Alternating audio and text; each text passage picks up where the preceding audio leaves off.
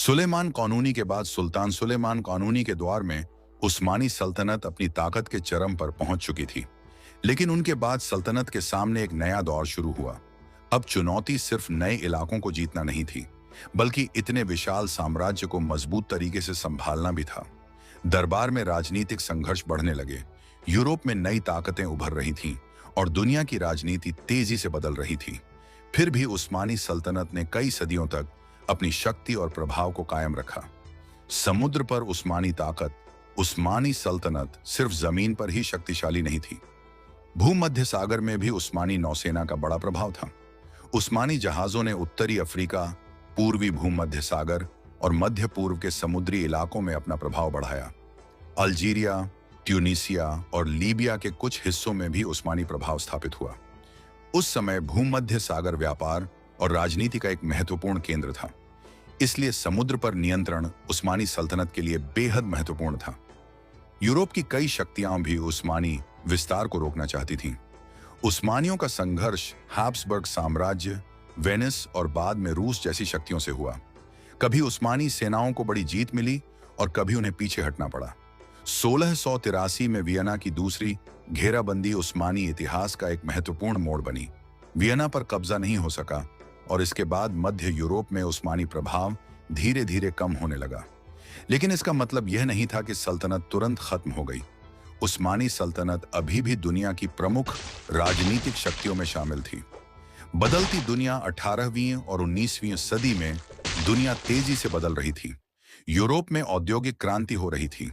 नई सैन्य तकनीक, नए हथियार और आधुनिक जहाज सामने आ रहे थे। उस्मानी शासन को एहसास हुआ कि अगर उसे दुनिया के साथ कदम मिलाकर चलना है तो अपने प्रशासन और सेना में भी बदलाव करना होगा। सेना को आधुनिक बनाने की कोशिश हुई। नए स्कूल और सैन्य संस्थान बनाए गए। यूरोप से विज्ञान, तकनीक और प्रशासन के नए तरीकों को अपनाने की कोशिश की गई। लेकिन इतनी बड़ी सल्तनत में बदलाव करना आसान नहीं था। तंजीमात सुधार 19वीं सदी में तंजीमात सुधारों का दौर शुरू हुआ।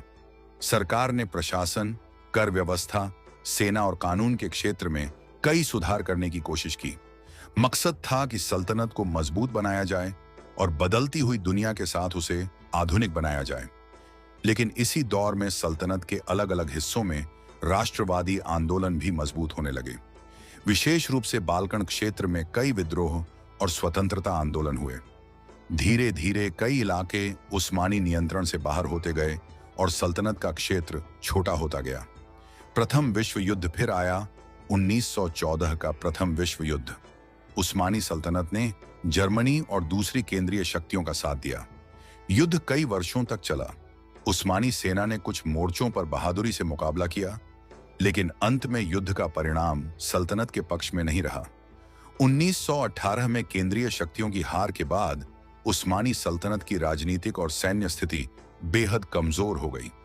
अब एक समय की महान सल्तनत के सामने सबसे बड़ा सवाल था, क्या उस्मानी सल्तनत अब भी अपना अस्तित्व बचा पाएगी? अंतिम दौर प्रथम विश्व युद्ध के बाद उस्मानी क्षेत्रों के बंटवारे की प्रक्रिया शुरू हुई।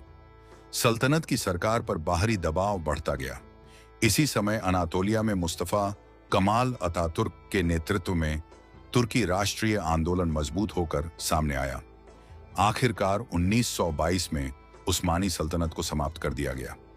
इस तरह उस्मान गाजी द्वारा शुरू किया गया वह छोटा सा राज्य, जो आगे चलकर 3 महाद्वीपों तक फैल गया था, लगभग 6 सदियों बाद अपने राजनीतिक अंत तक पहुंच गया। विरासत। लेकिन उस्मानी सल्तनत की कहानी उसके अंत के साथ पूरी तरह खत्म नहीं हुई।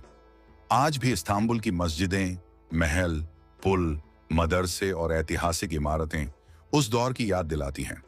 उस्मान गाजी से शुरू होकर एक विशाल साम्राज्य बनने और फिर उसके पतन तक पहुंचने वाली यह कहानी इतिहास की सबसे महत्वपूर्ण कहानियों में से एक है। इतिहास हमें सिखाता है कि सल्तनतें खत्म हो सकती हैं, लेकिन उनकी विरासत और उनके द्वारा छोड़ी गई निशानियां सदियों तक जीवित रह सकती हैं।